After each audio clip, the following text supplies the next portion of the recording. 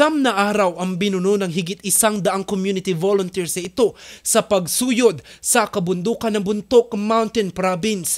Ito'y matapos mawala noong December 30 si Alan Fagsao na residente ng Barangay Kalumpit sa Bontoc Mountain Province at may problema sa mental health.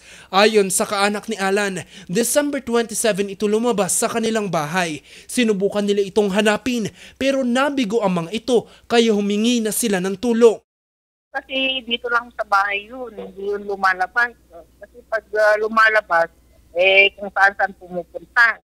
Inilunsad ng MDRRMO Bontoc ang paghahanap kay Alan. Matapos ang halos 9 na araw, matagumpay na natagpuan si Alan sa isang abandonadong bahay sa Sitio Corayo ng Barangay Dalican kahapon January 8. Agad na binigyan ng atensyong medikal si Alan upang masuri kung nagtamo ito ng anumang sugat sa katawan.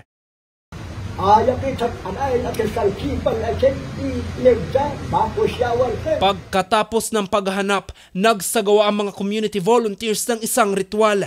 Labis naman ang pasasalamat ng pamilya sa mga tumulong sa paghahanap kay Alan.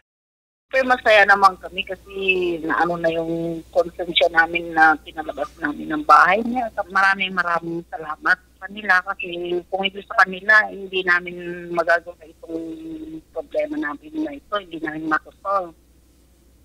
Kasi ginawa namin ng 2 days kaso hindi namin kinaya. Ayun, nagpaano na kami. Ayun, lahat naman na nagpusa ng tumulong nung nalaman nila. Ayun. Nasa kustodiya na ng mga kaanak si Alan at tiniyak nila na mas paiigtingin pa nila ang pag-aaruga at pagbabantay sa kapamilya.